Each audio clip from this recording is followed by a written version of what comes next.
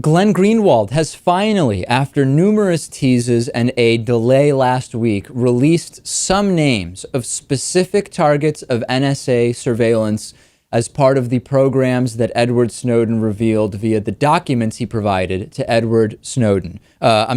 Glenn Greenwald. The National Security Agency spied on 5 American citizens despite no findings that they posed a specific threat to national security, according to The Intercept. All 5 are American citizens who appear to have been the targets of surveillance between 2002 and 2008 because of their political activity. The NSA denies that their surveillance was based solely on the speech of these 5 individuals. The 5 individuals are Faisal Gill, a longtime Republican Party operative, one-time candidate for office; Asim Ghafoor, a prominent attorney who represents clients in terrorism-related cases; Hushang Amiramadi, an Iranian-American professor of international relations at Rutgers University; Agha Saeed, a former political science professor at Cal State who champions Muslim civil liberties; and Nihad Awad, the executive director of the Council on American Islamic Relations, the largest Muslim civil rights agency in the country.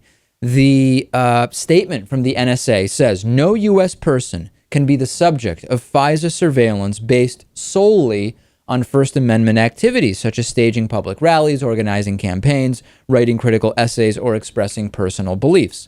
The problem I have with that statement, as I think about it, is that we know that pre-NSA digital surveillance in the 60s and the 70s, people were often the targets of government surveillance, in-person surveillance, and more rudimentary types of surveillance based solely on their involvement in public rallies and the statements and positions that they held. So I just don't believe it when the NSA says just what you say won't make you the target of surveillance. I just flat out don't believe it. No. And I guess it's not surprising to learn that these are people of some prominence, not just random folks. But are we to believe that there was only 5 of these people being monitored? No, of course not. I think that, we know from what Glenn Greenwald told us that he obtained the consent of these 5 individuals before publishing this, according to what he told Huffington Post. And it's incredibly unlikely that these are the only 5 names that Glenn Greenwald has.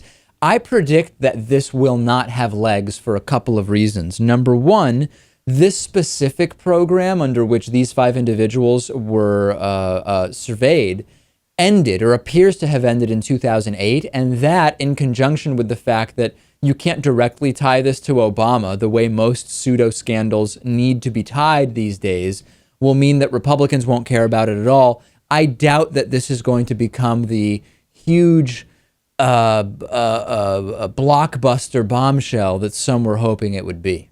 No. I think the things we've already learned were, took that position. But this, I don't know, it's interesting, but I don't think it's going to get us anywhere.